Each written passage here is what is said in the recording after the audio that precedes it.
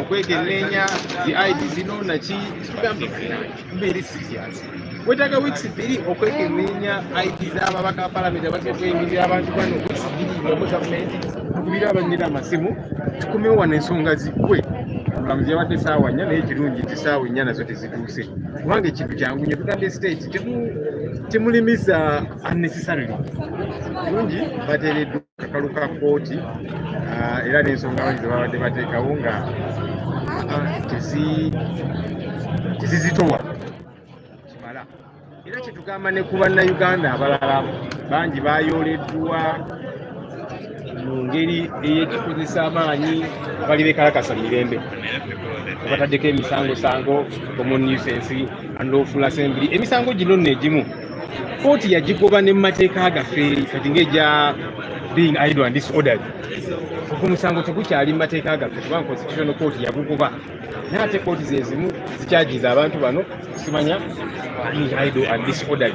Abantu bano boolesa butali bumativu benguze genda maaso mu parliament n'ebitongole bya gavumenti ebirala mu mirembe era katusuubire nti nabo banaateebwa kakalu ka kooti kubanga abantu bano gavumenti bw'eneerowooza nti buli anaavaayo okwolesa obutali bumativu okwekalakasa mirembe bajja muyoola kakitegeza mujja kuyoola buli omu kubanga baayoola abamu naye n'olunaku olwaleero abalala bavuddeyo nga beekalakasa mu mirembe nabo babayodde n'enkya na luli bajja kuvaayo abalala. Abantu bano gavumenti kyerina okukola kubawuliriza ki kye bagamba nti naye enguzi eno ekutte ejjembe gavumenti temulina kyamaanyi kyemukolawo.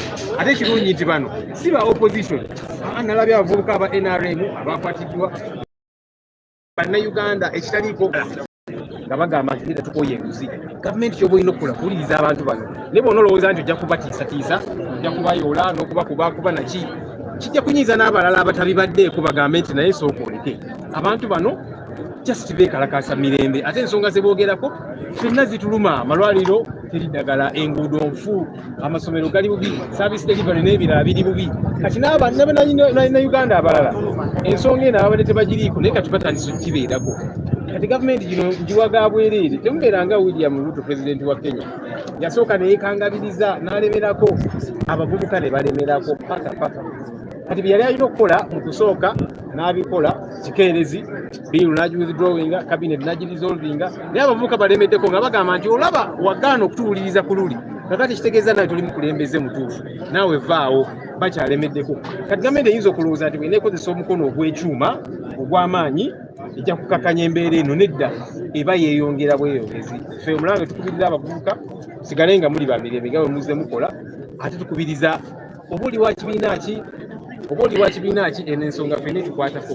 Tukubiriza n'abakulembeze baffe ab'amadiini abakulembeze ab'ennono abantu bonna ensonga eno si ya byabufuzi enguzi ffenna etukwatako. Muveeyo mwogere ku nsonga eyo temugirekera just bavubuka n'abavuddeyo okugyogerako. We did come to court here for the second time after our colleagues, members of parliament, councillors and members of our party and so on were brutally picked up as they came to attend a press conference at our party headquarters. Something which is not an offence anyway. They charged them with all manner of things, unlawful assembly, traffic offences and so on. We are glad that the second time we have come for their bail granted. The state was trying to derail the process, saying we need 2 weeks, they need 2 weeks to be sure and verify these national IDs. We said, can we be serious, surely? How do you say you need 2 weeks to verify a national ID of a member of parliament, of a Ugandan citizen? You're the government. Call the NIDA people, let them verify. Do you have this ID number and that kind of thing? And we are glad that court said, no, let's deal with this matter today. And eventually, our colleagues have been granted bail because they committed no offense. And that's why they have been strong through this entire process.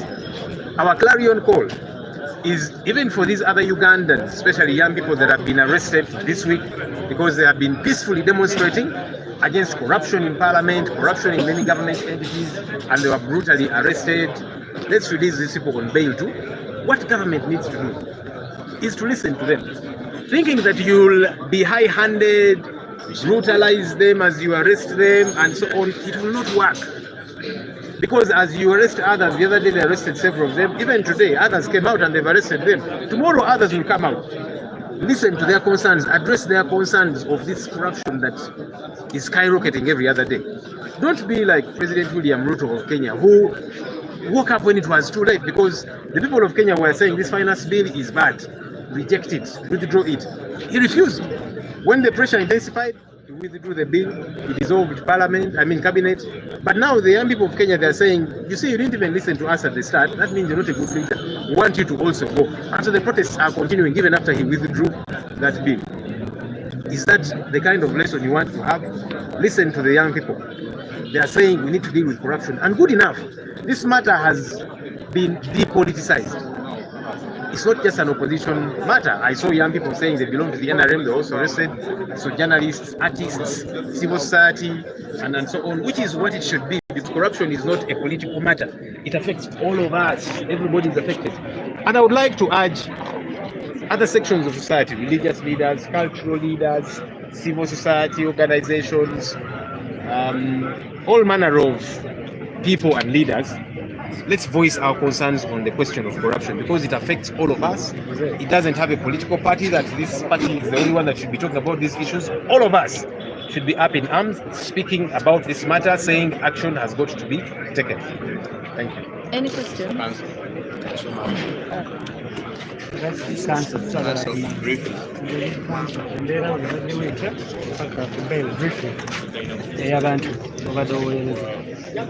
Ekyomukusa nti abantu baffe bonna nga bwe tubadde tubawolereza kkooti ekkiriza okuba nti beeyimirirwa.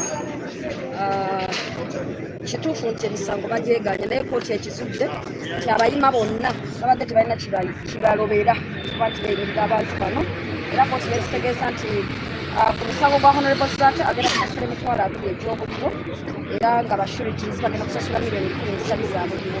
Ate ku bali abalala abantu omwenda kuli ba Honorable Bishirumira n'abalala bagenda kuba nga basasula emitwalo 10 ebya cash n'emitwalo 5 ku bashurities ezitali za cash. So tugenda kukomawo mu kkooti nga 26 August 2024. Ffe kitusanyusizza kyekyokuba nti tukyalinayo abalamuzi abalina ensa abakyasobola okusala emisango gino weewaawo mu kutiisibwa okungi naye nga bagoberera amateeka. Era ekyo kyetukubiriza n'abalala nti ffenna enfaiti ya ffenna, oba oli mulamuzi, oba oli munnamateeka, oba oli mu informal sector, ffenna wabeera ekintu kimu, ffenna tulabe nga tulwanira wamu tukozesa amateeka nga galina okuba nga gakola, tusobole okulaba akatinda eggwanga lyaffe nga tukozesa amateeka. What's your take on the actions of this honorable court? Of course, we are delighted because bail has been granted to all the accused persons. For Honorable Zaake, he is required to pay 200,000 shillings cash, and each of the sureties, that is 10 million shillings in cash. But for the rest of the 9 accused persons, it's 100,000 shillings cash and 500,000 shillings, which is non-cash. We want to, pay respect to actually the judicial officer that handled this matter, because they are all operating under fear. So if we still have a judicial officer who can stand up and say that I'm going to write this ruling according to the law, and if it follows the law to the letter, we actually respect that, and we call upon even other judicial officers and all Ugandans to join this cause. Thank you. Madam Minister wa anti-corruption ayogere katono kubanga oba mulina okulwanyisa enguzi ate muli mu kusiba abantu abalwanyisa enguzi nyabo kyatu Minister wa anti-corruption tunakyuka tuwefe kyonkola si kirungi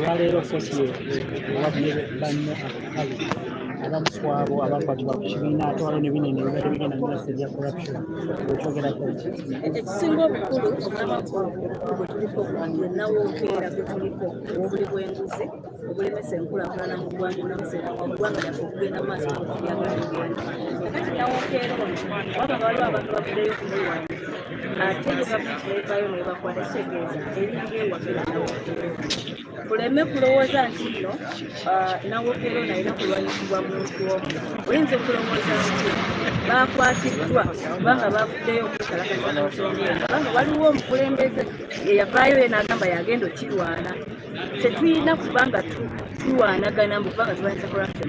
Kino ekinawookera ono ffenna nga bannayuganda atukwatako kubanga bw'otamulwanyisa olwaleero omwana wo muzzukulu wo ne bannakabiri nakasatu bonna bagenda kubonako olwa nawookera ono w'obuli bw'enguzi. Ffenno tulowooza ffenna twali ekutte ekitole tuggyemu enjawukana nti bano abalinale mu ate bano bavubuka bakadde no ffenna kino kitukwatako ensonga lwaki tuvuddeyo olwaleero okujja okweyimirira abantu baffe bano n'abalala be bakutte abatali babaka okuba nga bavaayo kubanga babakutte mu mulimu gw'amateeka. Briefly in English, Becca.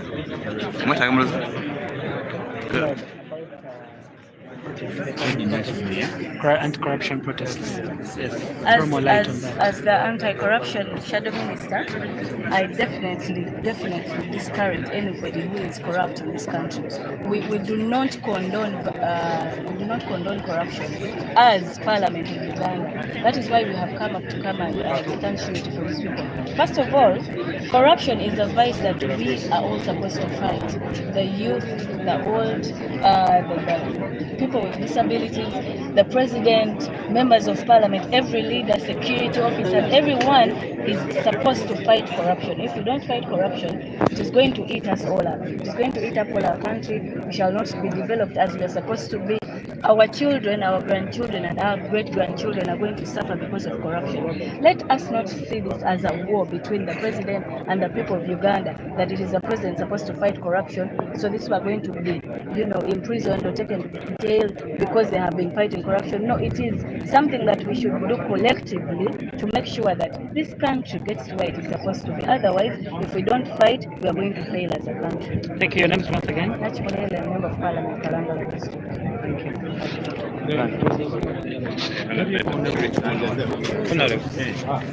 Where are you saying?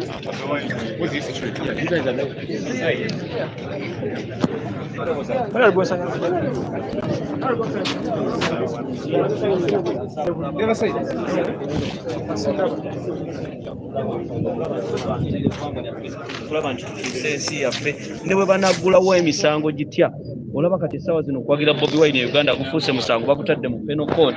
Bannayuganda kibaka katoko abavubuka bazuukuse okulaba nga balwanyisa obuli bw'enguzi. Kino kikwatako gwe buli munnayuganda kuba enguudo ze tuyitako mbi, mu malwali eddagala tewali, abantu babba ssente, olinajja nabeegabira ssente ono wa 5 ono wa 4 n'otunuulira ate ye Museveni ne Speaker Parliament ne badda mu kudda mu kwogera jjejjerebu. Bino bye tuliko ffe ng'abavubuka, this is our generation. Tugenda kukkiriza ggwanga lyaffe lifuuke kisiisisi nga ye Museveni bw'akola bwakyagala. Gwe buli ali ekikakatako okuyimirira ku nsonga zino, tulwanyise obulyake, tulwanyise obuli bw'enguzi. Nga pulezidenti waffe bwe yatulaga nti ne bwaba wa Nuupu ne bwaba deputy president asooka okwogera nti walidde enguzi, kyekyo kye tugenda okuyimirirako okulaba nga ensi yaffe tuginunula. Luba.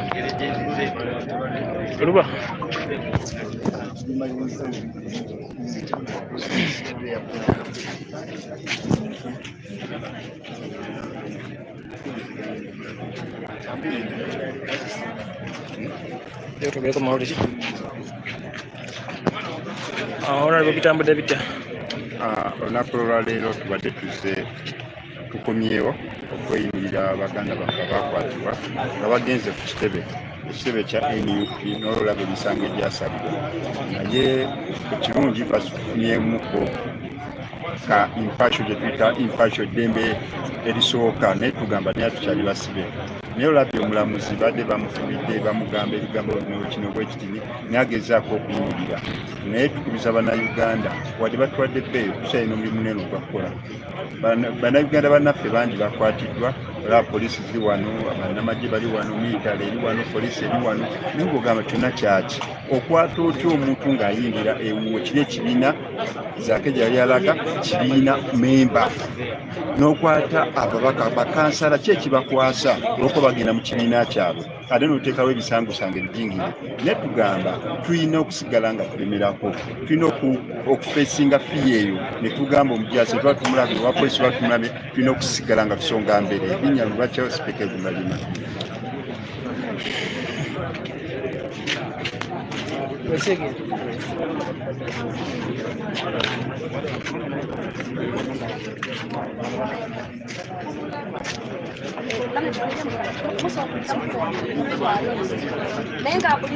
emitwalo 10 sino kusasula mu banka n'amannya ge nagotandika tutaddeko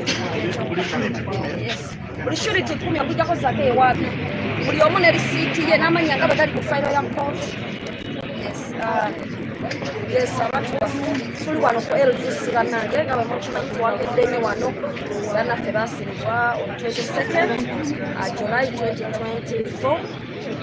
Kwaliko Honorable Zaki Francis, kwaliko Kirumira Hassan Honorable, n'abakoza Shamimu Semanda Ibura Kansala, Mongo Brian, Mokisa Emmanuel, Kemigisha Sharon Beni Ntale, Mubiru James ne Honorable Tebandeke, abantu bali 10 abasibibwa. Abantu abo baasibibwa ku nnaku NUP yagenda okukuza emyaka gya yeena era nga bakwatibwa abasinga nga bavaawo Makerere Kavule nga baze okwetaba mu press briefing.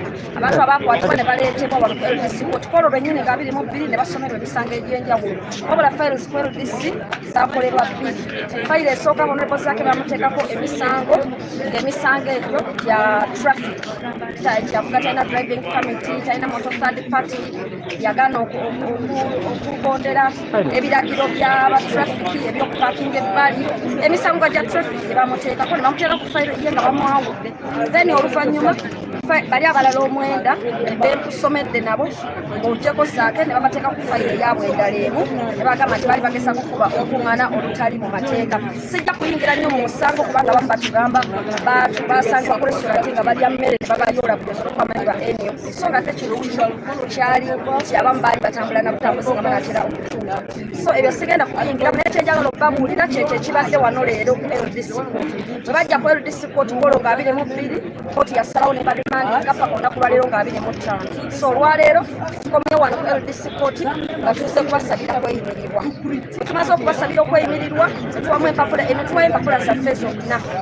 Mu kusooka Honorable Zaki Francis Mutebe nga 22 July yali asoose n'asaba okweyimirirwa ye ng'ebyo byonna abirina naye waliwo okusika omukuba wakati w'omuwabi wa gavumenti ne looya wa Honorable Zaki Francis Mutebi olunaku olw'ensonga nti state yali agamba nti ebiwandiiko abaali basooka okwemira baali baleese bulesi waka IDs nga tebaleese baluwa za LC tebabyokyeza namuzigo. So omulamuzi n'alagira kwolwo bisooke bibaweebwe. So kyokala nga Honorable Zaki Francis Mutebi ne bano abalala bonna omwenda beekusomedde baalimandingibwa bonna tebabaleetebwa olunaku olwaleero. So olwaleero bonna kooti ebawulirizza kuba byonna tubipulizentinze beera application za mirundi ebiri tuzipulizentinze eya Honorable Zaki n'ezaabali omwenda era kooti n'esalawo ti bonna basaana okweyimirirwa kubanga abaza okweyimirira bantu bansa bakulembeze bafamire bamikwano babamanyi bulungi naye kooti n'ebalagira nti Honorable Zaki Francis nga tannava wano ku LDC kooti bwe tulina emikono gya prison agenda kusasulayo emitwalo 2 kashi ate buli amweyimiridde agenda kuleeta miliyoni 10 ezitali za buliwo.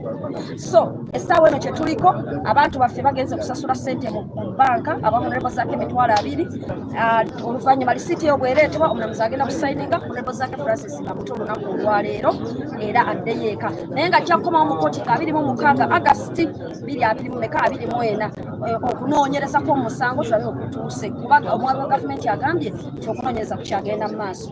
Then ku bantu baffe bano abalala nakusomedde Honorable Kirumira Hassan n'abakoza Shamimu Semanda Ibura Mungu Brian Mokisa Emmanuel Kemigisha Sharon Beni Ntale Mubiru James ne Honorable Tebandeke abo bonna nabo kooti ebakkiriza okweyimirirwa olunaku olwaleero era bo negamba buli omwe asasula emitwalo 10 mu banka wabula buli amweyimiridde ajja kuleeta emitwalo 5 egitali gya buliwo senga babula. So ekyo bwe kiyimiridde era n'abo nabo ssente zaabwe zigenze kusasulwa oluvannyuma omulamuzi agenda kusayininga ne babeere nga badde ewaka naye nabo bagenda kudda mu kooti nga 26 August 2024. So eyo position eriwo mu misango gino gyombi fayiro zombi state egambye nti ekyali mu kunoonyereza. So kitegeeza tebannafuna bujulizi bwankomeredde busobola kulumika bantu bano ffe nga bannamateeka nange nga Shamimu Malende ffe twataddewo services zaffe ffe ng'era bulijjo ku tulobono kubanga tuwolereza abantu baffe bano bonna ku bweru nga tukolagana ne bannamateeka abalala wamu ne legal team eva mu National Unity Platform. So n'olwekyo tuli nnyo buli muntu yenna alaga obumu mu kuyamba abantu baffe bano n'okubabeererawo. Twebaza bannayuganda mu bungi kuno okwekalakasa kuli mu mateeka kasita okukola mu mirembe ng'era abavubuka bwe baakuba tekimenya amateeka kukwata pulakadi n'olaga nti olina obutali bumativu. Kye bataagala kwe kubeera violent era ekyo abavubuka baffe bakimanyi bulungi. So twagala kukubiriza gavumenti yaffe eno nayo kuba gavumenti eno